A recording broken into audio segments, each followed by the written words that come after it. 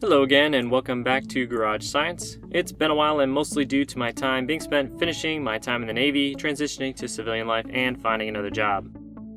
I've also moved, and my humble 100 square foot partition in my garage has been expanded to a 1,500 square foot shop. Needless to say, I'm very excited. It's going to take a while to fill this place up, but it should be quite the playground by the time it's finished.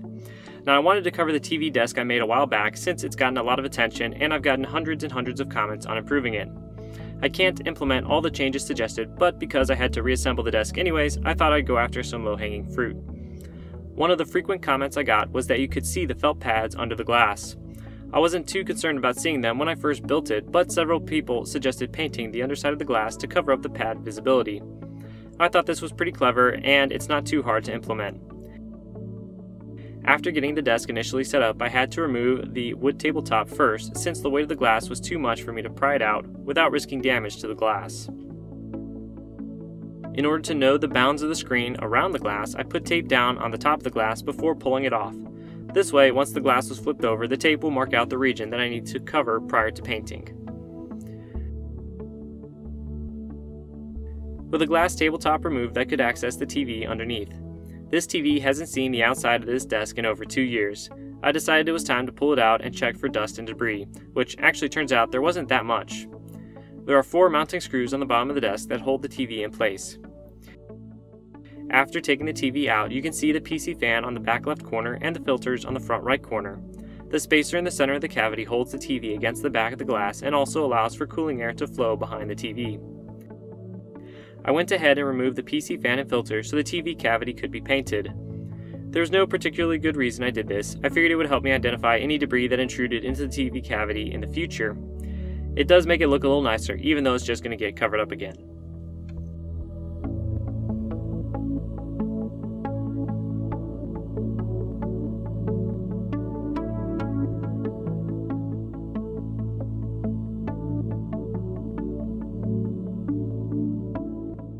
Since it's been chilly in the mornings here, I had to use a hairdryer to heat the glass because condensation was keeping my tape from sticking to the glass and would ultimately have messed up the paint as well. I used some packing paper left over from our move to cover the glass and taped it down with painter's tape.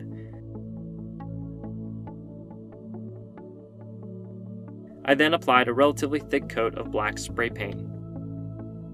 With the paint dry, it was time to reinstall the PC fan and filters. I then reinstalled the TV, hooked up the power and HDMI cables, and verified that an image was displayed. I removed the packing paper from the glass and scraped off a little bit of paint that got underneath the tape. I put the glass on the desk before installing the wood top so that it could be gently slid into place, vice being somewhat plopped into place. I reinstalled the wood desktop and mounted my computer monitor to the back of the desk with a few 2x4s. Now, before everyone goes crazy, I do have a wireless keyboard and mouse. I just filmed this before unpacking them. I'm sure I'll still get comments about it though. And that's it. Let me know what you think in the comments, and check out the original video to see how I made this desk from scratch. I'm working on getting more content out here, so like, subscribe, and share. It helps get the word around and motivates me to push out more content. And as always, thanks for watching.